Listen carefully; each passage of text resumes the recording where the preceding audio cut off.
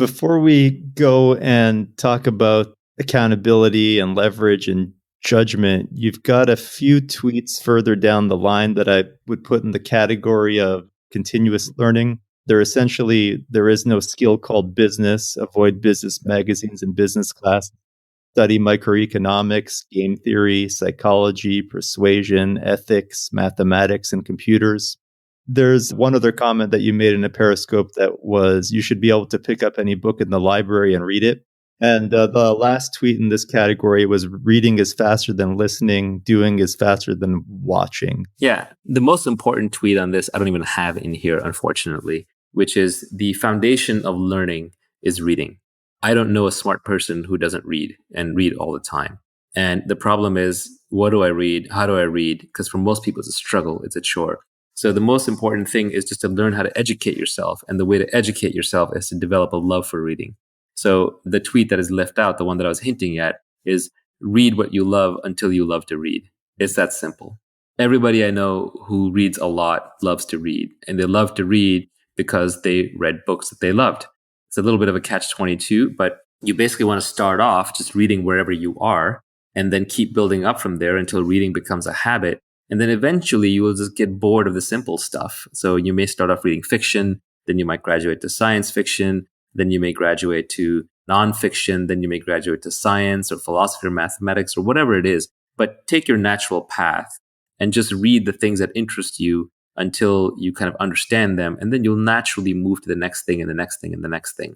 Now, there is an exception to this, which is where I was hinting with what things you actually do want to learn, which is at some point, there's too much out there to read. And even reading is full of junk. There are actually things you can read, especially early on, that will program your brain a certain way. And then later things that you read, you will decide whether those things are true or false based on the earlier things. So it is important that you read foundational things. And foundational things, I would say, are the original books in a given field that are very scientific in their nature. So for example, instead of reading a business book, pick up Adam Smith's The Wealth of Nations. Instead of reading a book on biology or evolution that's written today, I would pick up Darwin's Origin of the Species. Instead of reading a book on biotech right now that may be very advanced, I would just pick up The Eighth Day of Creation by Watson and Crick. Instead of reading advanced books on what cosmology and what Neil deGrasse Tyson and Stephen Hawking have been saying, you can pick up Richard Feynman's 6 Easy Pieces and start with basic physics.